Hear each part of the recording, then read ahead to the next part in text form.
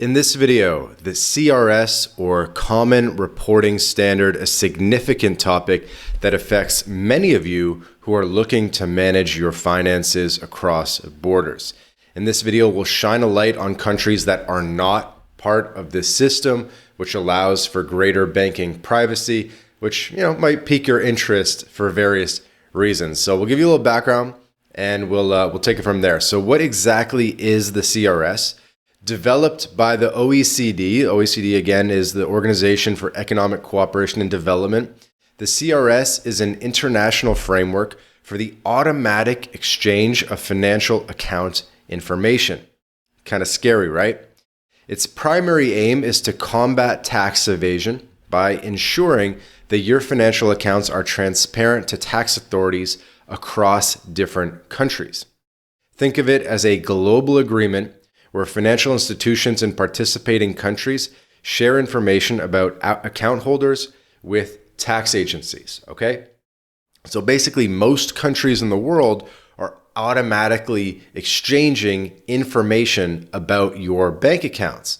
And a lot of people don't want to be a part of this system. They don't want 180 countries in the world. I think it's a little less than that, but they don't want 150 plus countries in the world with automatic access to their bank account information and information about the payments that are coming into their bank accounts, right? You could see why someone might want additional privacy. Even if you're not doing something wrong, it's still just kind of weird. So here's how it works. If you're a tax resident in one country, but hold an account in another, under CRS, the bank in the second country is required to report details like your account balance, name, address, and tax identification number back to your country of tax residence. The information shared includes the account balance at the end of the year, or when the account is closed, if that happens during the year. And this system has significantly reduced the secrecy once associated with offshore banking, making tax evasion a trickier affair. Now, why does this matter to you? If you have income or assets spread across different countries, which is increasingly common in this globalized world, CRS ensures there's essentially nowhere to hide from tax obligations. It's designed to foster tax compliance, but for some, it might feel like an invasion of financial privacy or an additional layer of complexity to their financial planning. But here's where it gets interesting. Not every country is part of CRS. There are still jurisdictions where banks do not automatically share information under this standard. As of 2025, I'll give you a bit of a list.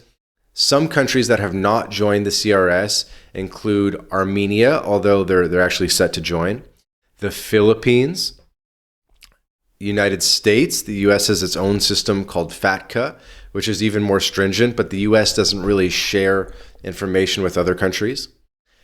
Cambodia, Georgia, and a couple different destinations in Latin America, including Paraguay.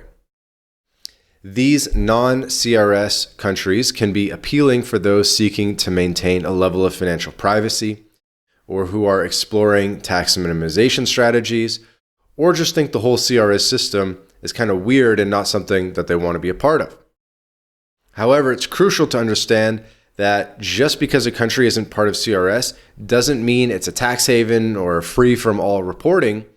There are many other agreements or national laws that require financial transparency. So the CRS is kind of one system among many, you could say, but the CRS is probably like the biggest one and the most common one. And so people are really out there looking for non-CRS jurisdictions to put their money.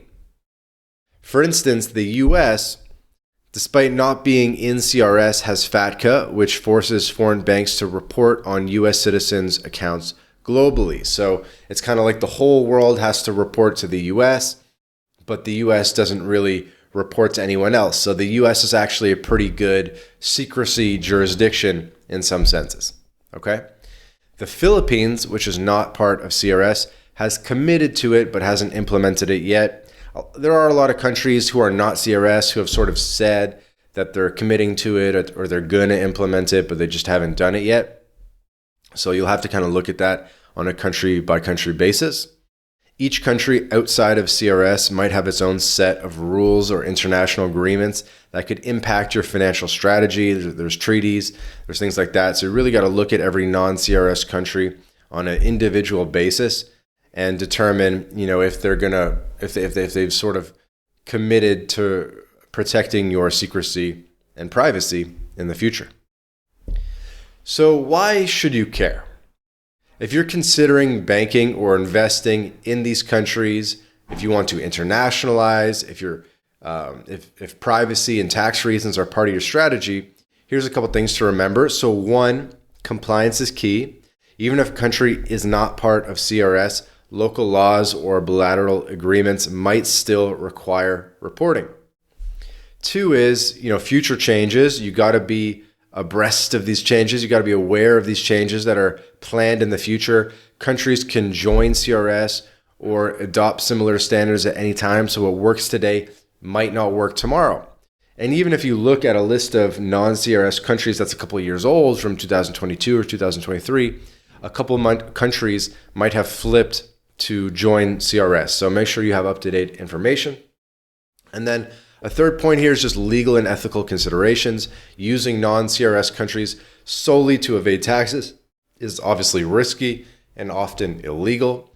It's about legal tax optimization, not evasion. Okay, there's a big difference between tax evasion and tax optimization or tax avoidance. Okay, so you want to kind of be on the right side of the law with these things.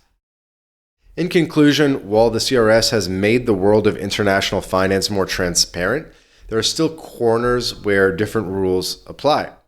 However, these should be approached with caution, thorough research, and ideally with the advice of a tax professional who understands the nuances of international law and finance.